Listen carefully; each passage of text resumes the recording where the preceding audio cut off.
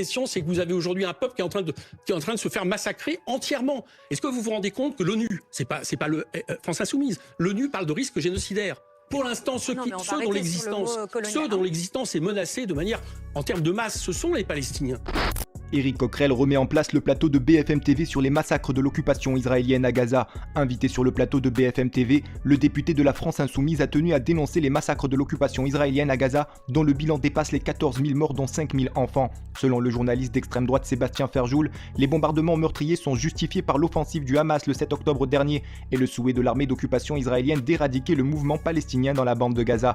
Des arguments inacceptables selon le député LFI Éric Coquerel qui rappelle que l'armée d'occupation israélienne a tué à grande échelle des Palestiniens bien avant le 7 octobre et que le régime d'ultra-droite de Benyamin Netanyahou ne cesse de développer des colonies illégales israéliennes en Palestine occupée. Je vous dis, moi, que rien ne légitime le fait de tuer 12 000 victimes quand vous cherchez des membres du Hamas. Rien ne le justifie, sauf si vous voulez faire en sorte que ces victimes sortent de la bande de Gaza Nord, ce que veulent les Israéliens, voire même bientôt de la bande de Gaza Sud. Israël n'a pas le droit d'exister, puisque 1948, le droit international et les Nations Unies reconnaissent à Israël le droit d'exister. Moi, je suis pour les résolutions de l'ONU. Vous considérez que c'est une colonie? Je suis pour les résolutions de l'ONU et je suis pour deux États, qui est le droit à la sécurité. Donc ça n'est pas une guerre coloniale. Laissez terminer. Mais si.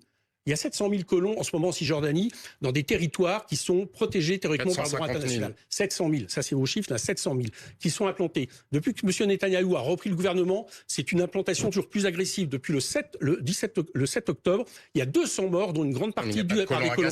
Donc je vous dis, c'est une guerre coloniale qui prend la forme d'une colonisation en Cisjordanie et d'un blocus Védrine, appelé lui-même un enfer à ciel ouvert, pendant des années de Gaza et maintenant de l'envahissement de Gaza. Puisque vous connaissez si bien l'histoire, vous savez comme moi que depuis le 1er janvier 2023, il y a eu 200 Palestiniens qui ont été tués avant le 7 octobre.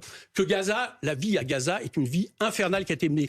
Qu'en Cisjordanie, il y a de plus en plus d'occupation et d'expropriation de terres de Palestiniens. Vous le savez, il y a des ministres racistes et suprématistes dans le gouvernement d'extrême droite. Il dirait qu'Israël n'a pas le droit d'exister. Et vous le savez pertinemment. Mais non, ça c'est vous qui voulez fixer ce débat-là.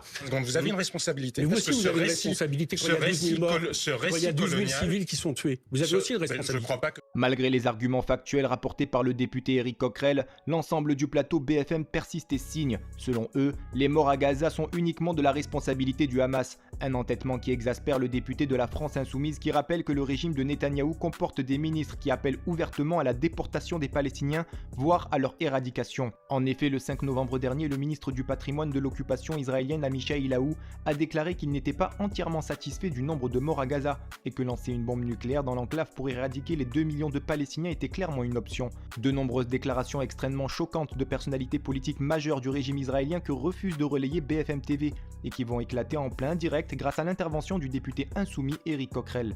La question, c'est que vous avez aujourd'hui un peuple qui est en train de se faire massacrer entièrement.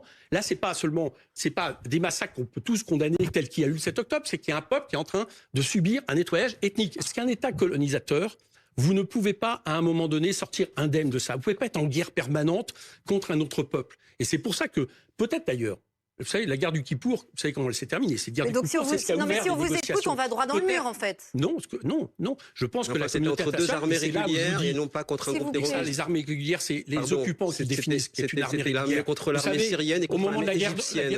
La guerre en Algérie, c'était nous qui décrétions que c'était pas une guerre et c'était un maintien de l'ordre. Maintenant, c'est pas le même rapport que nous avons par rapport à cette histoire coloniale. Donc, c'est toujours l'État colonisateur qui détermine si une armée est officielle ou pas. Ce que je dis, c'est que les Palestiniens ont le droit à un État. Qu'aujourd'hui, la situation qu'il aurait faite est une situation absolument invivable, intenable. D'accord ? Et ça fait des années que ça dure, et ça fait des années même que ça dure encore plus durement depuis que M. Netanyahou, y compris, je vous le rappelle, avec des gens qui s'étaient réjouis de la mort de M. Rabin, gouverne ce pays. Donc, si vous refusez de qualifier le Hamas d'organisation terroriste, vous êtes d'accord sur le fait qu'il faut anéantir le Hamas? Vous me demandez la question aujourd'hui. Anéantir le Hamas, on voit bien ce que ça veut dire pour Israël. Ça veut dire anéantir les Palestiniens. Est-ce que vous vous rendez compte que l'ONU, c'est pas le France Insoumise, l'ONU parle de risque génocidaire? Et vous êtes en train de me poser des questions, me laissant dire que si on demande que Israël ne soit plus un État colonial, qu'on sorte de l'État colonial, c'est qu'on remet en question l'existence d'Israël. Pour l'instant, ceux dont l'existence est menacée de manière, en termes de masse, ce sont les Palestiniens. Et vous, pensez-vous, comme le député insoumis Éric Coquerel, que les médias ne traitent pas de façon neutre la situation chaotique à Gaza et en Cisjordanie occupée? Donnez-nous votre avis en commentaire. En attendant, rejoignez-nous, soutenez l'information Break News.